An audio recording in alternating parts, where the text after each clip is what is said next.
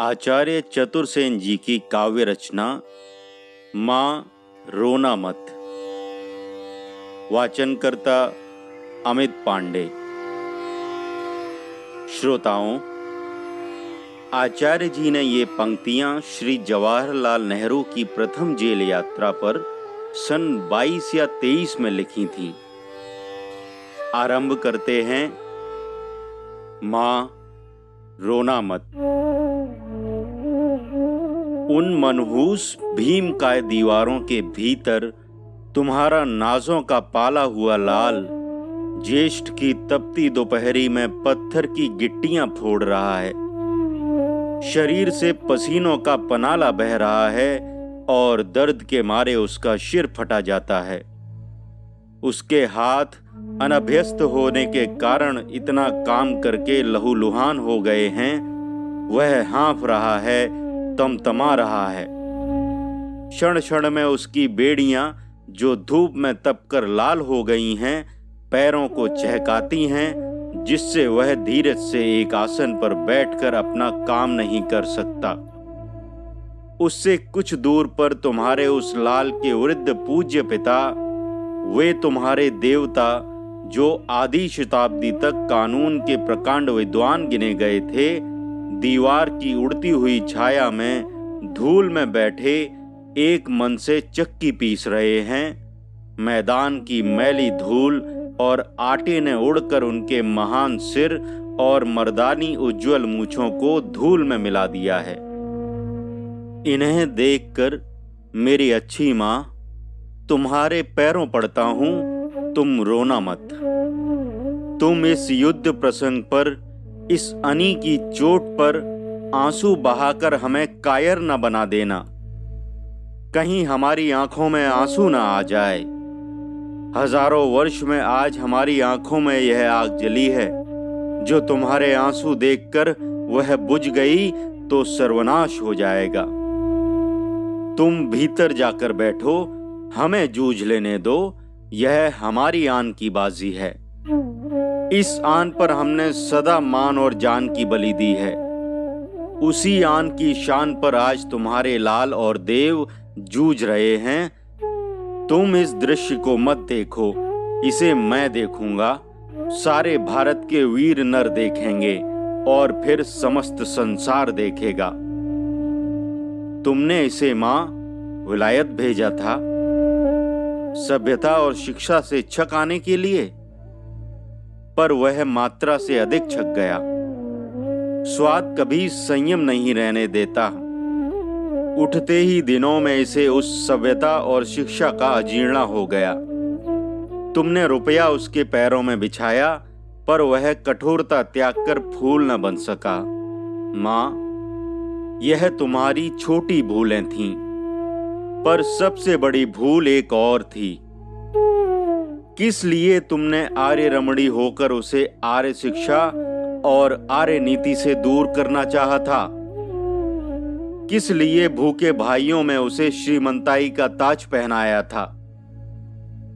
किस लिए गुलाम देश में मरने वालों को स्वाधीन देशों की हवा खाने दी थी? यह सब किया था तो यह कांटा क्यों रहने दिया कि वह हिंदू है और हिंदुस्तानी है? इसी ने गजब किया। उसी हिंदू और हिंदुस्तानी पने के नाम पर आज वह योद्धा बना है। उसी हिंदुत्व और हिंदुस्तानी पने के नाम पर वह जूझ रहा है। आर्य मां का दूध पीकर यह कब संभव था कि जब करोड़ों आत्माएं अपमान से अवनत पड़ी थीं, वह यौवन के रस रहस्य में मस्त रहता। लाखों भाइयों को भूखा और नंगा तथा अनाथ देखकर पेरिस के धुले कपड़े पहनता और तुम्हारे षड्रस व्यंजन करता। यह उसकी गैरत का, उसकी मर्यादा का, उसकी कुलीनता का प्रश्न था कि वह श्रीमंताई के मुकुट पर लात मारकर, भोग विलासों से घृणा करके, उसी आर्यत्व के नाम पर सच्चे योद्धा की तरह मोर्चे का अग्रभाग लेकर लाखों विमूढ़ आत्माओं को मर्द बनने का मार्ग दिखावे। जिस सभ्यता पर तुमने मां होकर उसे ढकेला था, उसी ने उसे असभ्य पशुओं की तरह बांध रखा है। इस पर चकित मत होना, वह वास्तव में पराई सभ्यता थी। वह नहीं चाहती कि कोई उसका उपासक हिंदुत्व या हिंदुस्तानी पने को प्यार करे, क्योंकि ये दोनों वस्तु उसकी वेद लक्ष्य नहीं।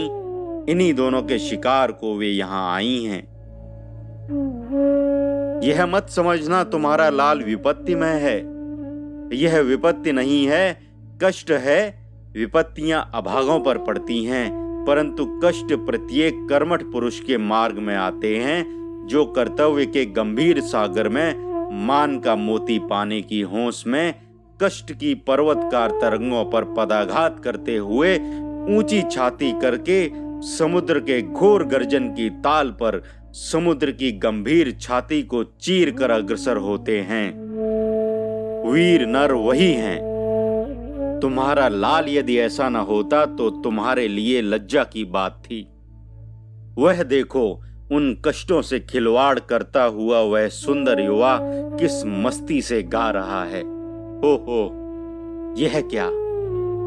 देखो, वे वृद्ध पुरुष अपनी अवस्था का कुछ भी ख्याल न करके अपने अपने पुत्र के गान को सुनकर अपनी चक्की छोड़ उन्मत्त की तरह नाच रहे हैं। प्रेम और गर्व से उनका महान मस्तक अनंत आकाश की ओर उठ गया है। देखो, वह भगवान से कुछ कह रहे हैं, मगर हैं यह क्या? उस पिशाच मूर्ति सिपाही ने अपने विशाल लठ को ऊंचा उठाकर क्रोध से दांत पीसकर विकट स्वर में क्या कहा? उन्हें फटकार दिया। हाँ, उन्हीं को जिनकी जज भी टेक रखते थे। लाट साहब की काउंसिल में जब वे स्पीच देने खड़े होते थे, तब भी उन्हें कोई नहीं बैठा सकता था, पर इस तुच्छ चपरासी ने उन्हें फिर चक्की पर लगा दिया। मां, तुम मुंह छिपाकर क्यों बैठ गई? अरे, तुम फिर रोने लगी। बस यही बुरा है। देखो, आत्मा में बल आ रहा है। जूझ मरने के हौसले मन में उठ रहे हैं। धरती पर से ऊपर उठा जा रहा हूं। मां, तुम रोकर मेरे मन को मिट्टी मत करो। मैं बह जाऊंगा, मेरा अचल निश्चय बह जाएगा। मैं सब सह सकता हूं, मां का रोना नहीं सह सकता। क्या देवी की ज्वाला तुम्हारे नेत्रों में नहीं है? इन आंसुओं को सुखा डालो, जला डालो, फूंक डालो, आग जलाओ, जल्दी, अभी। मुझे आंसू नहीं भाते, मुझे क्रोध आ गया है। इधर देखो, भरे हुए नेत्रों से नहीं, ज्वालामय नेत्रों से, जैसे जल से भरे हुए काले बादलों के बीच ध्वंसनी बिजली छिपी रहती है, उसी तरह तुम्हारी भ्रिकुटी में सच्चे क्रोध की लौ होनी चाहिए। उसी बिजली का एक प्रहार मेरे ऊपर करो, जैसे इंद्री वज्र प्रहार करता है। उसी एक प्रहार से मेरे तन मन की कायरता को जलाओ, हमारे मिथ्या संकल्प विकल्पों को जलाओ, हमारे द्वेष, पाप और हिंसा को जलाओ। मां, रोने में समय और आबरू मत खराब करो। बस फिर तुम घर में जाकर बैठो। जो होगा सो देख लेना। तुम्हारा लाल भी देख लेगा, तुम्हारे दैव पुरुष भी देख लेंगे, समस्त आर्यवर्त और समस्त पृथ्वी की जातियां भी देख लेंगी। पर मां, तुम रो मत। आचार्य चतुरसेन जी की काव्य रचना मां, रोना मत। वाचन करता अमित पांडे।